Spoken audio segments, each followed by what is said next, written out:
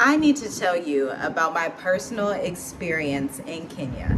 Landing in Kenya was actually so much different than Tanzania. It was so beautiful as we were coming in on the airplane. I believe it was Mount Kenya that we saw as we were flying into Nairobi. And let me just tell you, Kenyan Airways is top of the line, elite, okay? Kenya Airways, they were so kind. The customer service was on par. They waited for us as we were coming out of Tanzania to get on the plane. They held the plane up and waited for us. They were just like the customer service on Kenyan Airways. I don't know if people have complaints about Airways, but I have none. Like the whole Swahili culture was in full throttle. But before I get into this, I want to also talk about my experience working with Kenyan entrepreneurs and hiring them in our firm. The Kenyan people, although, I'm not in Kenya currently, the Kenyan people have been so welcoming when I encounter them. Now, when I was in Ohio, I mostly come around West African people, so Cameroonian, Sierra Leonean, Nigerian, even Somalian and Ethiopian, but I had never met a Kenyan person except in school.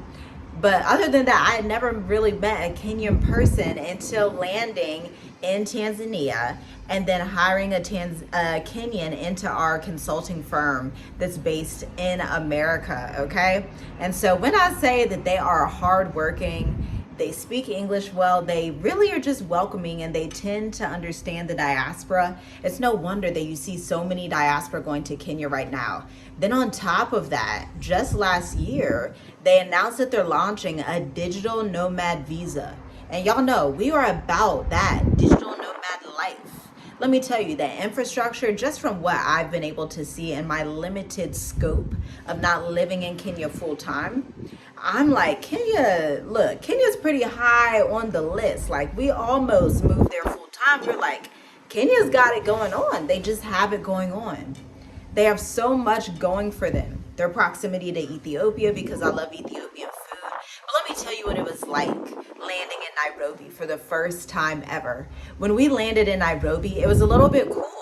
And so that was a culture shock for me, coming from Dar es Salaam and Tanga, Tanzania, which are historically hot coastal cities. Nairobi is like closer to the inside of Kenya, almost parallel to like Arusha, Tanzania. And so you're kind of getting the cooler weather vibes, okay? And obviously I knew that, but it's always something different when you expect something versus how you actually experience it and what it feels like.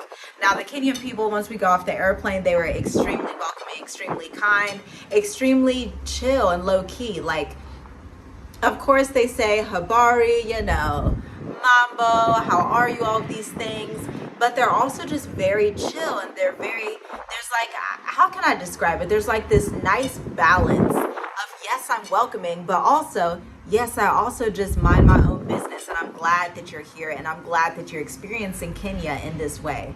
And so that was my first impression of Nairobi, Kenya.